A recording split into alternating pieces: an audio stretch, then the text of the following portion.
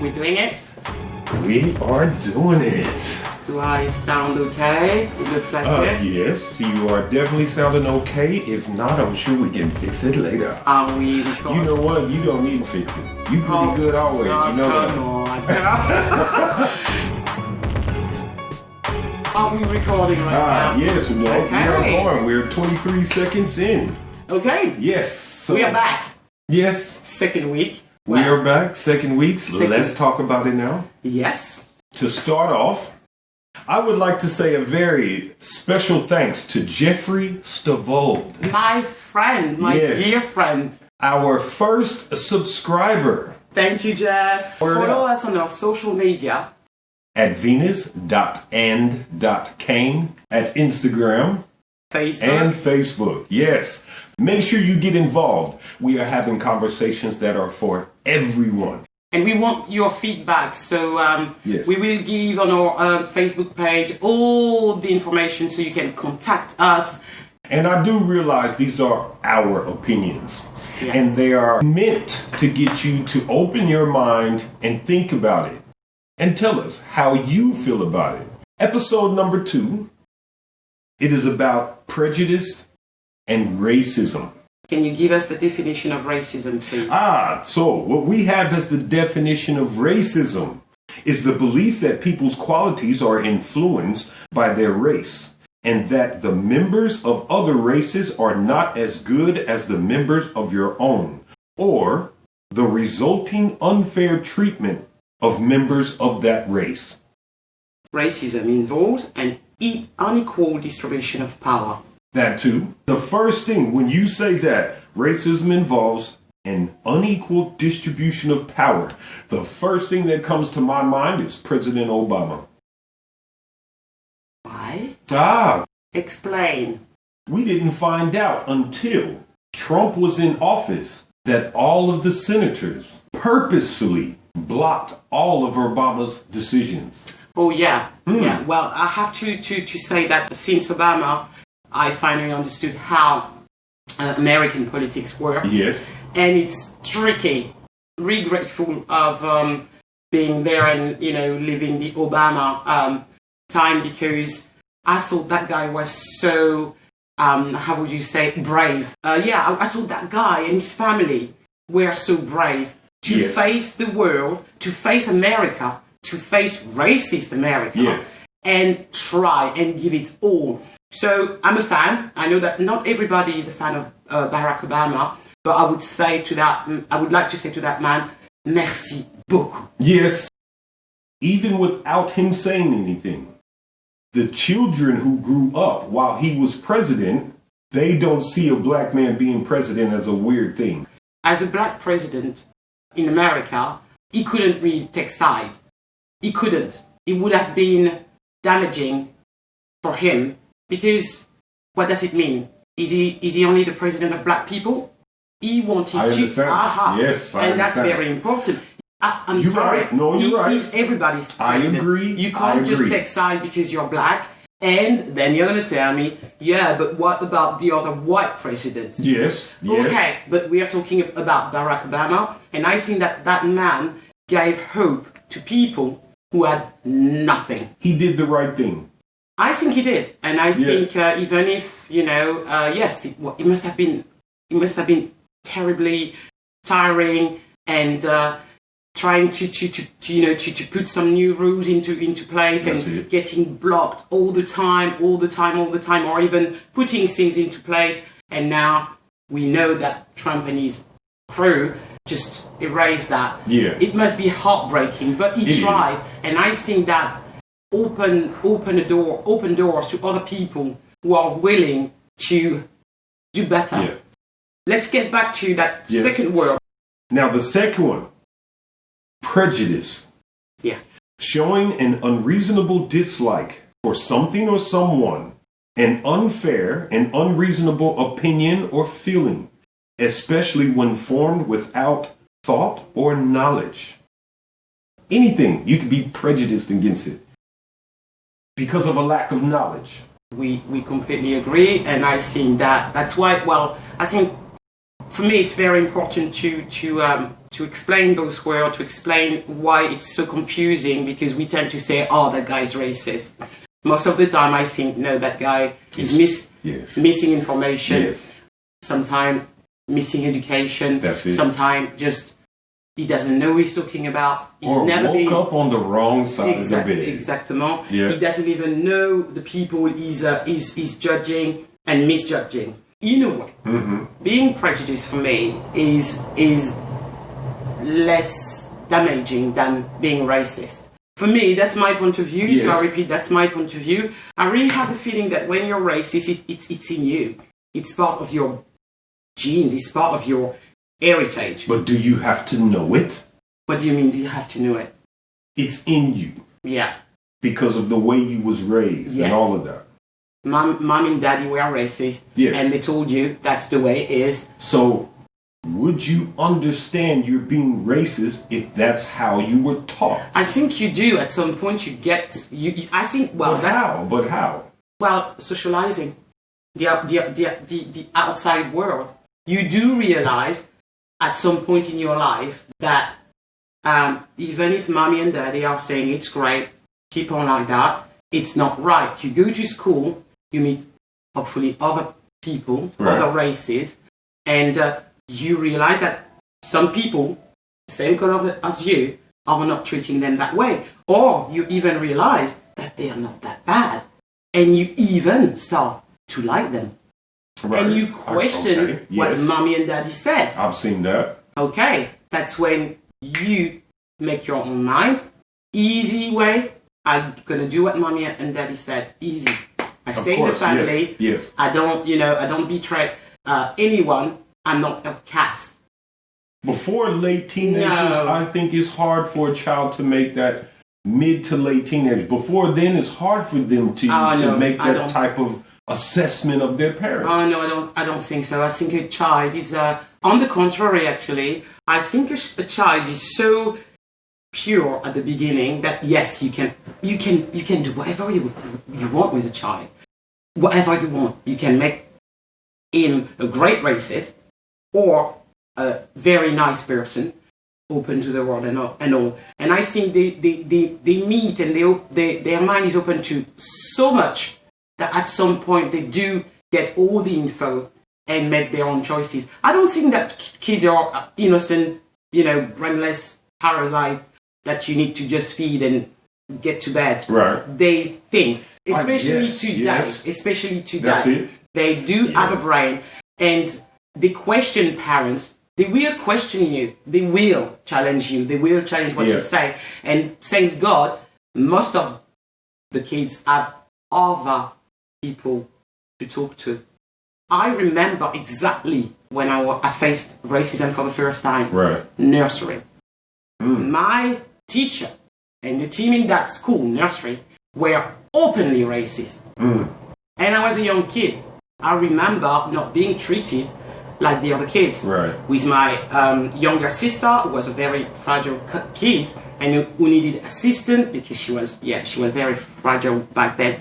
I remember we were not treated the same way. They would not take care of us. They would not help us doing, when you need to blow your nose or things like that when you're a little kid. And I remember my dad going into that school, that nursery, and telling them off. Right. And I didn't understand it all at the time, but he was right. He was already fighting for us. Yes. I mean, it took me long years actually, to understand my dad's position in this world and why he was so angry and why things didn't work out the way he wanted them to work. But I finally understood that. First, I was too young to understand, so I judged him harshly. But he had his reason, and they were definitely justified. So for me, of course, you can be born in a racist family or prejudiced family, but at some point on your own path, you make up your mind. But then I gotta say, only if you get those experiences. So I could say some of these people who live in the south of England, people in rural places in the United States, I don't know about very many other places, but I can say those places where they don't get mixing, it's not very nice when mixing starts happening with them. No, I agree with you, but and these people should be old enough to understand. They got Google, they have movies, all these things. They should know better. A lot of people in 2020 should know better. I know, but let me tell you, I arrived in the UK in 1995 or 6, and I went in a little village called Tadworth. Right. Really nice. And actually, I remember that the kid I was taking care of had never seen a black woman before. Yes. Not racism. Yeah. But for me, it was like, really? But I remember going to Italy. I was a teenage girl. Yeah. And people would come and touch us because they had never seen a real black person before. They would touch our hair. So what do? How do you react to that? Do you just slap them and tell them, go and get an education or a TV or a brain? Or do you just let them come to you and discover you? Well, I have no problem with whatever you do, as long as as long as it's equal. I have the same thing. As many that come, oh, your hair, is it soft? Is it hard? Does it bend? But it's annoying. Let's know. It's not even annoying. In fact, it's quite intriguing. Ooh, you want to touch me? Go ahead. Have a feel. Ooh, ain't it nice? Oh, yes. But my problem is... Do you moisturize? Yeah, exactly. Yeah. But let's flip the script. Yeah, I know what Let's say I went to some white girl and I said, oh, look at your hair. Gel. Oh, straight. Gel. Straight to gel. Okay, we agree on that. And anyway, just to finish that subject, I remember I was very annoyed when my little girl Jade was a baby, and she's mixed race, so she had that big curly afro, and people would just touch her without asking. Oh my God! Like she's a pet, and that would really annoy me. Knowing that I went through that with my hair, I just thought no way. So yes, I get you, and yes, if I went to a guy and just wanted to touch his face or his beard, yes. I would end up in jail, at least in the crazy That's house. it, or there'd be some type of altercation. So, yes. Voila, that's my point of view. But to me, that's my whole thing. As long as we were open and equal, like we're all in the same group. I gotta say, I really don't. As long as your hands are clean, you ain't walking on putting something putting the corona on me. It should be the same way. The same you want to walk up and touch me. You could have came up and said, "Hey, hello. Oh, my name is so and so. I think your hair is so beautiful. Can I touch it? I got no problem with that. Yeah, go on and touch it. Don't." I have to say that I remember. I mean, as women, we can have braids one day and then a wig and then and it always annoyed me to have these comments. How is that possible? What did you do with your hair? And you're like, oh, come on. How do you not know that? Yes. Bloody hell. Yes. But that goes with what you said last week. Yeah. But they haven't invested the time to get to know. But I quite like the idea of sharing your culture. So for me, we're sharing the earth. Why not? Yeah, why not? I mean, sometimes I see things on in the newspaper where people are outraged when a white woman is braided or whatever. I'm like, why? Let's share that. That's beautiful. Let's share it. Yes. Anyway, prejudiced. Yes. We're asking, is being prejudiced as harmful as being racist? I would have to say yes. But racism goes a little further because it stops you from things. Both of them are going to hurt you emotionally. Yes, we agree because on that. No one wants to feel like the one man out. Racism and prejudice, both of them make a person feel alienated. Yes. Which I don't like. But racism can be set up in the system to where even if you're not the one that's being prejudiced, someone else will be, or the system will be. Okay.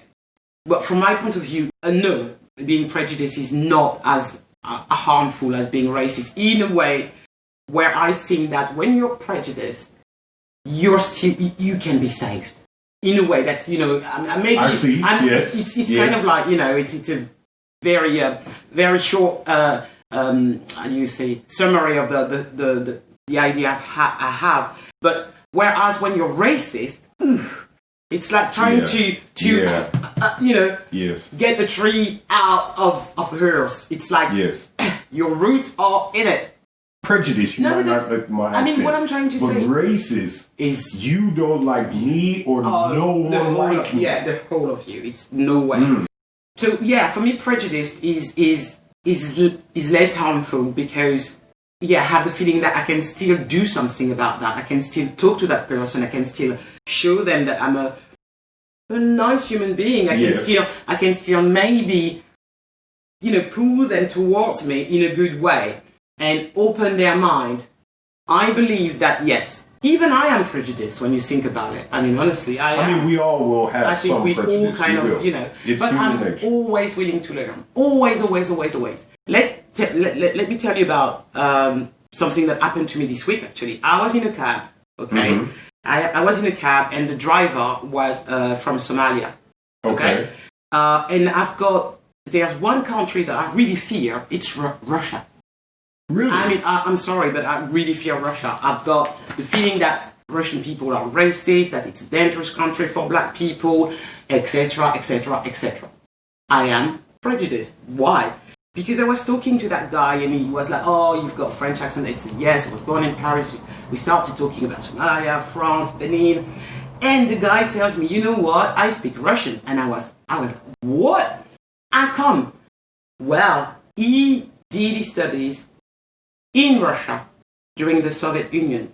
And he told me that never in his life had he met people that nice. And I was like, sorry, excuse me, Russian people, nice and generous. And they welcome you with open arms. And he was like, yes, the best years of my life was when I was living in Russia.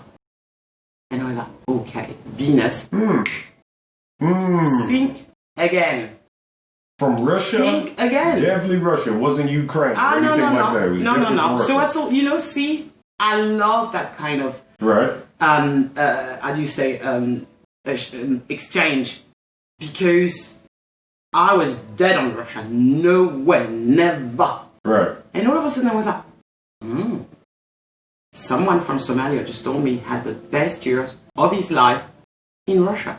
Yeah. Change your mind. Right. Open your way of thinking. Did he tell you anything about how many other black people were in that community? No, sorry, my ride wasn't that long. But he was completely enthusiastic about it. He told me he had a great time, that he never felt threatened. Because I did ask him, and he told him, really, Russia? Like, oh my God. And he told me, no, back in the days, he was happy, he loved it, never felt threatened, never had any racist comment. People didn't have a lot, but still share with him. Amazing. See, where did I get that idea that Russia is a bad country? Well, I have to say from Vladimir Putin, sorry, can't really say he's a good guy, and from TV and from the newspaper. But when you think about it, the way Russia is displayed in the media today is kind of the way Africa is displayed in the media. In a sense, that's right. Do we see anything positive about Russia? Nothing. You see what I mean? And that's where I say, yes, I think it's everybody's duty to try to educate a prejudiced person. I think it's everybody's duty. Fair enough. And then racist is another story. But I do believe that. But I do believe that if we actually tackled the prejudice problem, racism will slowly fall away on its own anyway. Yes. Because if everyone opened up their prejudices by gaining knowledge, when that person actually meets a racist, then all of a sudden we have a quick difference of opinion. Yeah. And it won't matter what color you are. From today, I am no longer going to look at another man differently because of his skin color. Period. Oh, let me also say, when it comes to prejudice, I will no longer look at any person and judge them differently because of their sexual preferences. Yeah, but yes, it doesn't make any difference. I have been prejudiced. Yeah, and that's what I'm saying. So is it our role to educate people? Yes. Yes. Yes. And I have been educated in that. And that's what this whole thing is about. This whole let's talk about it now. Let's talk about I want to talk about it so we can... Everybody needs to start talking from the same hymn sheet. Yeah. So we just broke down the definitions of these two words. Yeah, knowing that. So now, if someone doesn't like you for any reason, that's not racism. But if he's doing it to you because he thinks that his race is better than yours, then that's where we have racism. We have a problem. Yeah. Less prejudice will maybe erase racism. So yes, let's talk to each other. Let's inform each other. Let's communicate. So all this misinformation, can you say that? Yes. Is not spread anymore, because it's such a waste of time as well, and such a waste of energy, because when we are doing that, we are not talking about things that really matter. That's right. We're not moving to a better future. Definitely. That's right. And I did think prejudice also leads to unconscious bias, which then can lead to racism. But what we really need to understand and make people understand is that something that they think is, it's nothing, it was just a joke, darling. You see what I mean? Someone of another culture, is being bullied by a black person. Does that give them right to then be prejudiced or racist against black people? No, they give them right to be angry. That's it. Yeah. It gives them right to be angry. And so if someone comes to you to justify their racist remarks, I get you. They say to you, well, black people has been mean to me. Yeah, well, I will tell that person black people are far from being perfect, but they are horrible people on both sides, and karma will take care of him. That's something I would say, but don't make racism isn't the answer. No, don't make up your mind on maybe one, a bad encounter or whatever. But of course, people can react like that as well. But no, people are being prejudiced against people because of experiences that they've had, or experiences of other people that they've been told. Yeah. To me, that is not a license for you to hate somebody's race. I'm telling you, this George Floyd thing has really opened my mind up to a lot of things. I've had a lot of memories come back from 20, 30, even 40 years ago to go, wow, did I misinterpret all this information all my life? No, I completely get where you're at, because sometimes I feel guilty. Yes, me too. It's like when you went through something and you didn't say anything. That's it. So the person who did it can do it again. Yes. And it hurts, because I think, and I'm trying to be honest with you guys, I always try to stand up to a prejudiced comment, racist comment. But sometimes you're like, did I understand, or I am interpreting what that person is saying, and you kind of like, okay, forget about it, when in a way it was in your face. Yes. In our society, prejudice or racism is so wide, that I think that as a black person you get tired. And I was embarrassed as well. I think that's what, when you sent me the post of all of the quotes from, you say his name, Churchill. Yes. I was embarrassed. I was embarrassed for rooting for Britain in the World Cup, at the Olympics. I was embarrassed. Yeah. But you know why I was embarrassed? It's not that I let it go because I didn't have the stamina to stand up with it. In this society, as a black person, for me trying to get things, it was always a carrot dangling in front of me.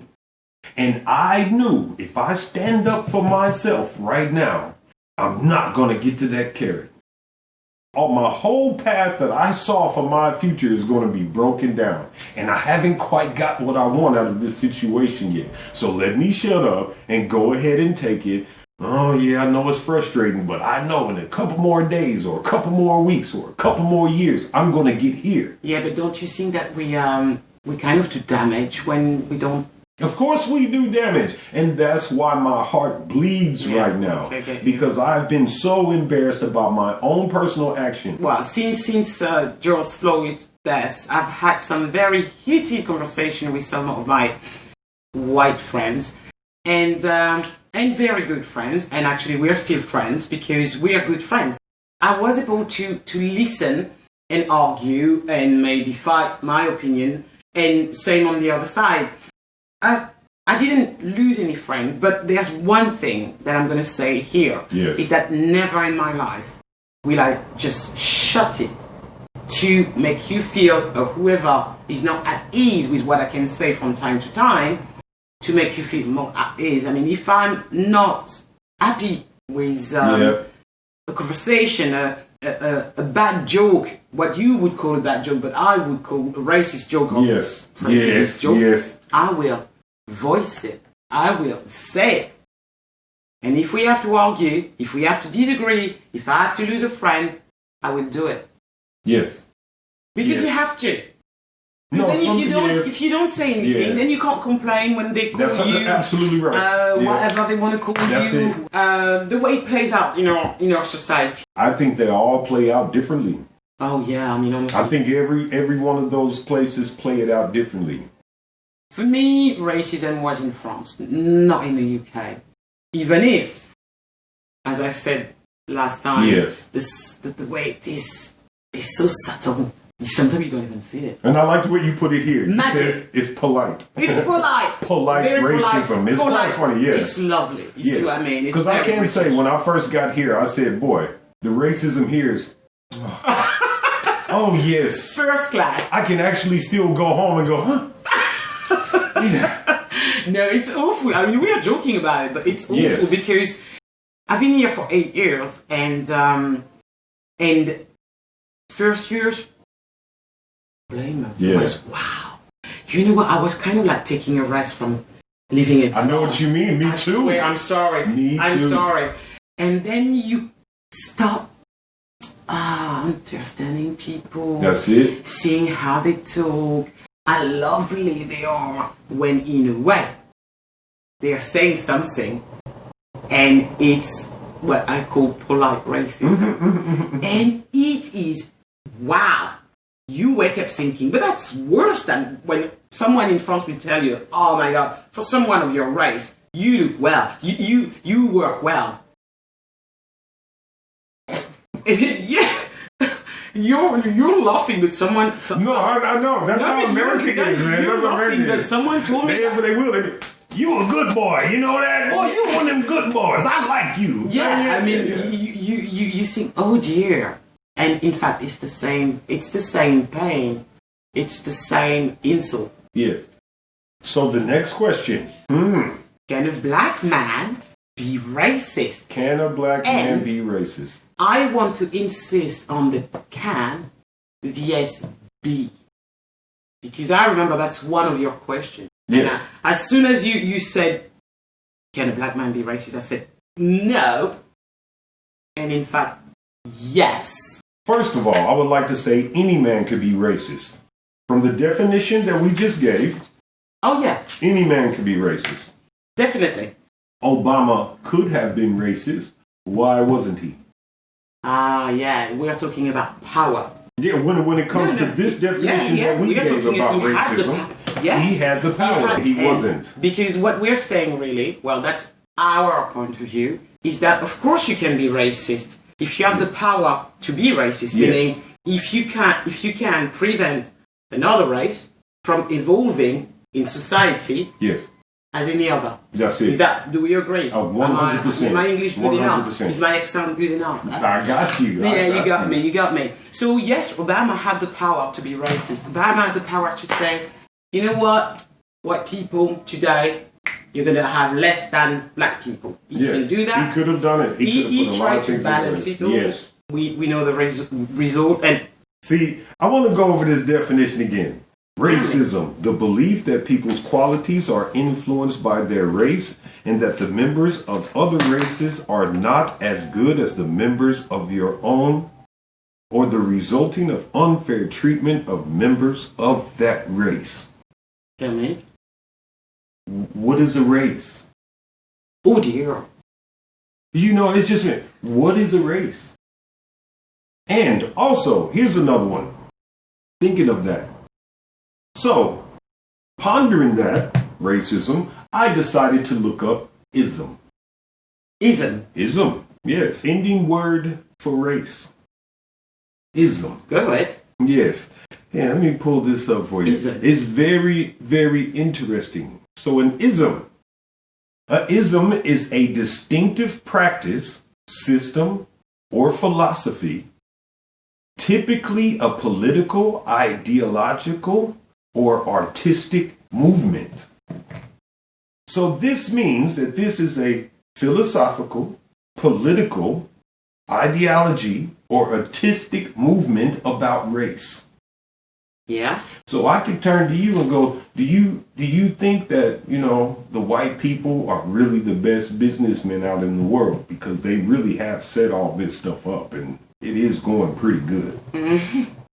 Do you know, by these definitions, saying that statement is racist, even though it's positive towards them, it is still racism.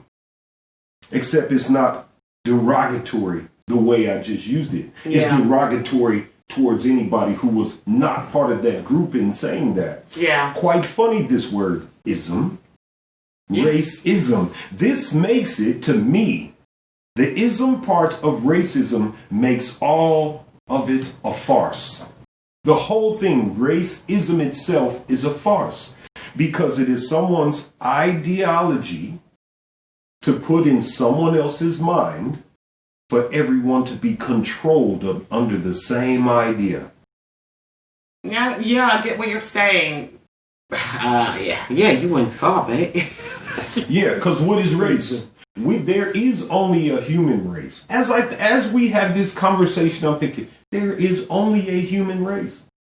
Yeah, if we were not all humans, we wouldn't have mixed race children. So they call it. It's not mixed race. Two species cannot have a baby. Two separate species cannot have a baby. So that means we're the same. Oh. Yeah, no, I completely. Yeah, no. So then that means this whole thing about racism is only political ideology or an artistic movement or philosophy. Yeah, but you know that it's. I don't know how to. Well, yes, I kind of know. You know that it's a way of. Yeah, it's a way of trapping. Yes. Trapping us. Mentally trapping us. Mm-hmm. Mm-hmm. So yes, we are the same. We are the same. Yes. I am not a different species than she is. But the world has constructed this way so black people think and believe they are different. And yes. That's why they are treated differently. Yes. I think I made this analogy before when we were coming up with this whole idea. If you look at a dog. Yeah. And it's in its territory. Yeah. And someone unknown walks past that territory. Yeah. If you're confident in yourself, the dog will sit there. It will watch. It may growl. But he's going to sit back. Yeah. Give it just that little bit of fear. That dog will chase you. It will bite your ankles. It'll bite the bottom of your trousers. Yeah. All because of that fear. So in a sense, I do believe what you just said. We have a responsibility not to accept this idea of racism just as much as we stop it from someone else projecting it. Yeah, no, I completely agree with you. If there was only one white guy and one black woman left on the whole world, oh my God. Would you hate for them to be racist? What a party. Humanity would be over with those last two people. Doesn't that really make no sense at all? No, I completely agree with you. If there was really no racism, I promise you, the technological world, this whole thing that we have, it'd be much better than it is right now. So much better than it is. Because if everyone actually put their good bits forward, yeah, of course. we would go so much further as a human race. I completely agree with you, but it's just, I'm going to say it again, power. For me, it's clearer, okay? There's one thing I've understood, and actually I'm not going to use the words the same way I used to use them. Sorry, prejudice, racism. Race, the first one. Yes. The other one is going to disappear. That's my. That's it. That's my idea. Race, prejudice, and racism has to go. Has to. And I'm going to leave on that because I've realized that that word racist is kind of like. It's kind of like a bad word. It is derogatory. It's awful. It's awful. Yes. So let's try that. Let's really try to engage, exchange ideas. That's it. Respect each other. That's it. Well, I hate it because I sound like a naive, stupid. No, you don't. And anybody who think this could be a naive idea. No, it's not. How about this? Everybody that's listening to this podcast. It's not a test. No one's going to check that you've done it. Oh, yeah. But in my heart, go and meet and learn something about someone that is not of your race. And if you can find a person that thinks that you don't like them, even better. So this week, myself, in my travels, where am I going to go? I'm going to try to find out. I'm going to try to bring it back to you. But me personally, I'm going to go and try to make a relationship with a white, Chinese, or Asian person, someone that is not black, that I've never spoke to before, and I'm going to try to get to know them. And you do the same.